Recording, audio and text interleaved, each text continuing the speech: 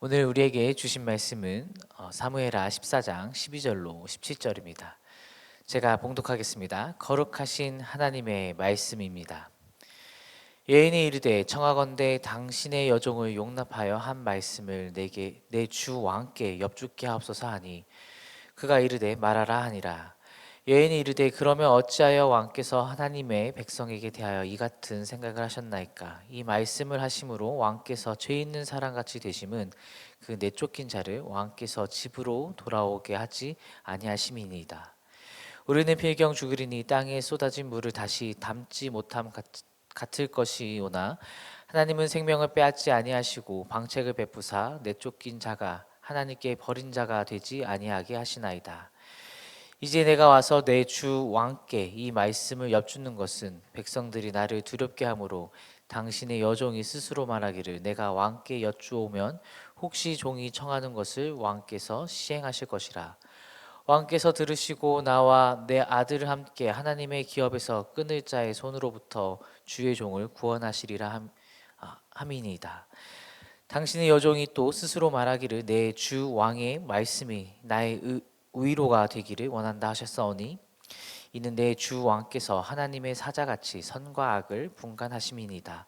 원하건대 왕의 하나님 여호와께서 왕과 같이 계시옵소서. 아멘. 사랑하는 말씀상 공동체 성도 여러분, 계속해서 우리가 다윗의 죄악으로 인한 안타까운 다윗의 왕조를 그 모습을 묵상하고 있습니다. 우리가 이전에 묵상했듯이 양털 깎는 축제에서 압살롬이 암놈을 이제 살해하고 도주한 사건 이후로 오늘 본문은 다윗이 그리고 압살롬의 소원한 관계에 대해서 다윗과 압살롬의 소원한 관계에 대해서 요압이 사람을 불러서 대처하고 있는 모습, 드고아의 여인을 불러서 이제 대처하고 있는 모습을 그리고 있습니다. 오늘 말씀을 통해서 다윗과 요압이 어떻게 대처했는지 그리고 우리는 그 모습을 통해서 무엇을 배우고 삶에 새겨야 하는지 한번 살펴보도록 하겠습니다. 본문을 살펴보면 요압이 이제 한 여인을 보내서 한 가지를 이제 간청하게 합니다. 그 이유는 이제 요압이 다윗의 마음을 읽었기 때문인지 아니면 자신의 생각을 다윗에게 더 씌워서 생각한 것인지는 우리가 알 수가 없습니다. 다윗의 신복이라 자처할 수 있는 이제 요압이 이제 사무엘하 3장의 모습을 살펴보면 그 3장의 모습에서는 다윗을 비난하는 모습을 보입니다. 그런데 이제 14장에서는 이제 자신의 행위가 폭로될 때는 굉장히 공손한 모습으로 다윗에게 다가가는 것을 볼 수 있는데 이 요압의 모습을 통해서 다윗을 뒤에서 조종하려는 자신의 생각을 관철하려는 모습으로 비춰집니다.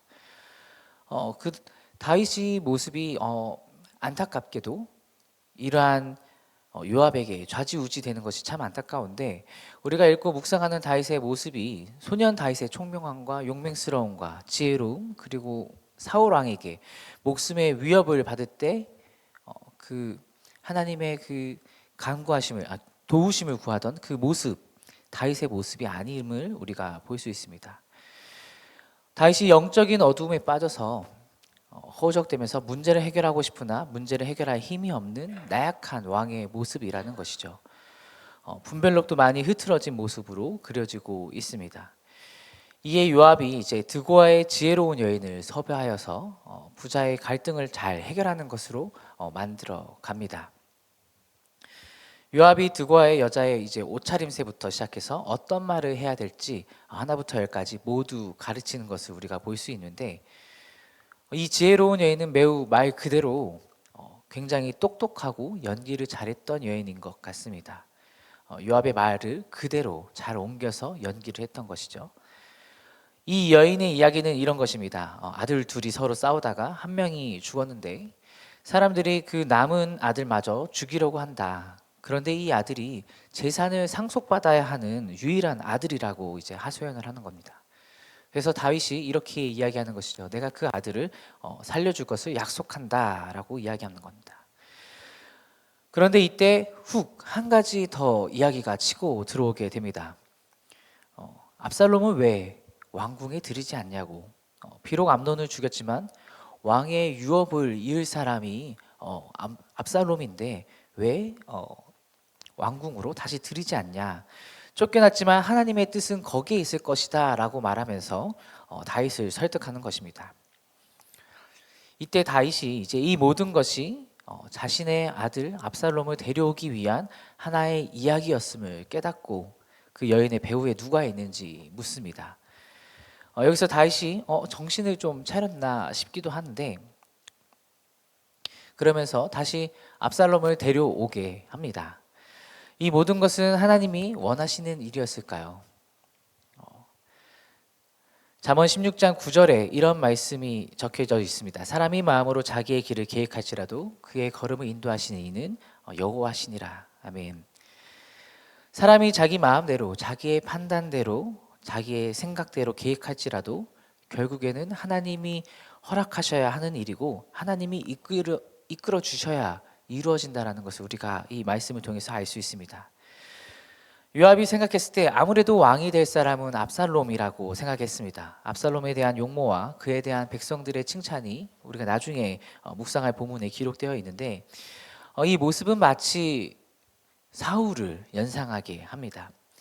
어찌 보면 인간적인 눈으로 봤을 때 압살롬이 가장 유력한 왕 후보였을지도 모르겠습니다.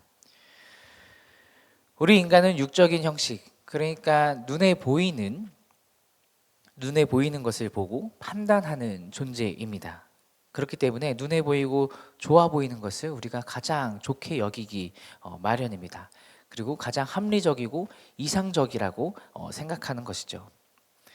요압도 마찬가지입니다. 그렇게 생각했던 것 같습니다. 압살롬의 모습을 보면서 다윗에게 은근하게 압살롬을 다시 궁으로 들여오라고 종용하고 있는 것이죠. 다윗으로 하여금 그 다음 왕은 압살롬입니다라고 압박하는 것이기도 합니다. 그런데 우리가 생각해 봐야 할 것은 과연 이것이 정말로 하나님의 뜻인가? 하나님께서 그 마음을 압살롬에 두고 있는가를 생각해 봐야 합니다. 아까 읽었던 잠언 16장 9절 말씀처럼 우리가 우리 마음대로 걸어갈 길을 계획하더라도 결국 인도하시는 이는 실행하시는 이는 하나님이심을 우리가 깨달아야 합니다. 요압은 하나님의 뜻에 전혀 관심이 없었습니다. 그저 자기가 생각했을 때 자신이 보기에 압살롬이 왕위를 이어가야지 된다라고 판단한 것이죠. 그러나 하나님은 그렇게 생각하지 않으셨습니다.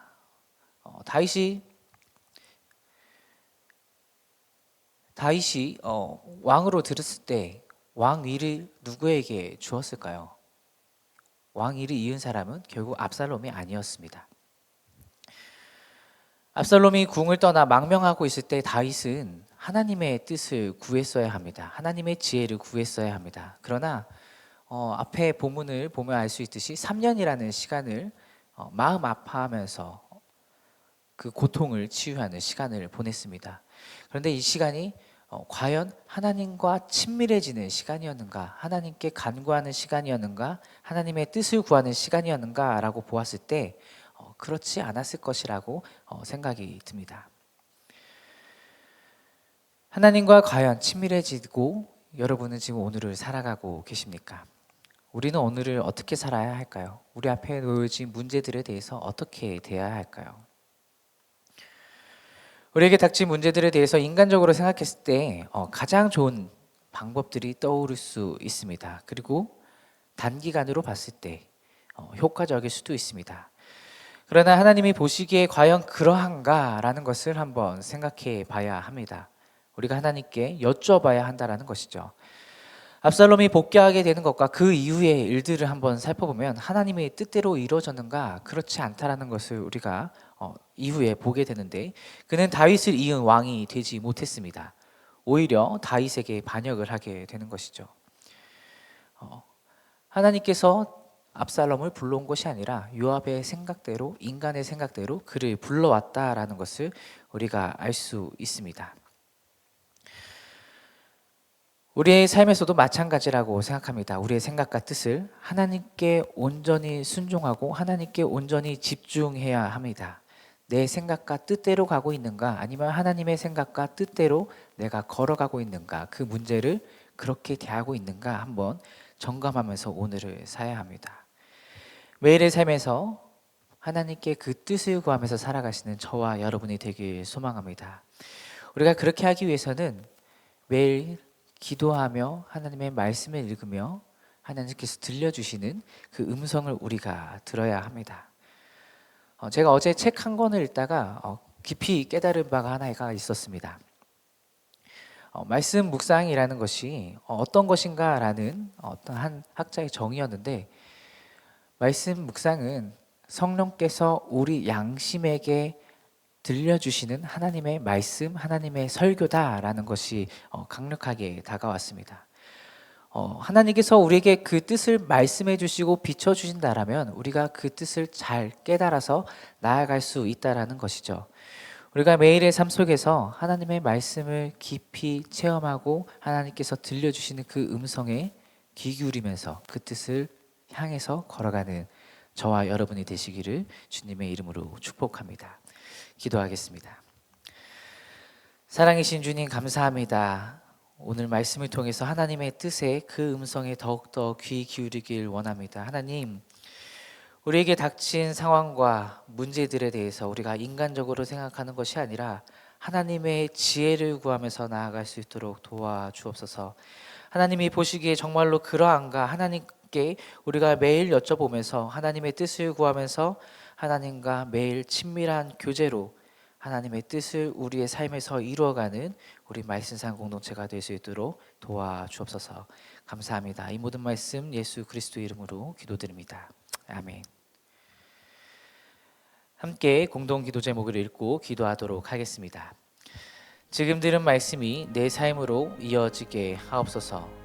동네 세매주 성경 말씀 묵상과 숭잔들을 통해 동네들이 든든히 세워지게 하여 주옵소서. 몽골 어린이 사르사익한 건강을 지켜주시고 추후 진행되는 일정에 주님께서 함께하여 주옵소서. 다발학교를 통해 다음 세대가 주님을 닮아가고 동안클럽을 통해 작년 세대가 기쁨과 평안을 누리게 하옵소서. 육체의 질병과 마음의 질병으로 고통받는 성도들에게 회복의 은혜와 평안의 은혜를 베풀어 주옵소서. 수험생, 취업준비생들에게 필요한 지혜와 인내를 주셔서 준비하고 노력한 대로 좋은 열매를 얻게 하옵소서. 함께 읽으신 공동기도 제목과 가지고 나오신 개인의 기도 제목들을 함께 기도하시다가 삶의 자리로 나아가겠습니다. 함께 기도하겠습니다. 사랑이신 주님, 이 시간 주님의 말씀을 붙잡으면서 나아갑니다. 하나님, 우리의 삶에서 하나님을 더욱더 친밀히 교제할 수 있는 그 복을 누리게 하여 주옵소서. 말씀으로 다가오신 주님을 만나고 하나님과 동행하면서 그 뜻이 무엇인지 깨닫고 내 생각과 내 뜻대로 인간적인 생각과 인간적인 뜻으로 하는 것이 아니라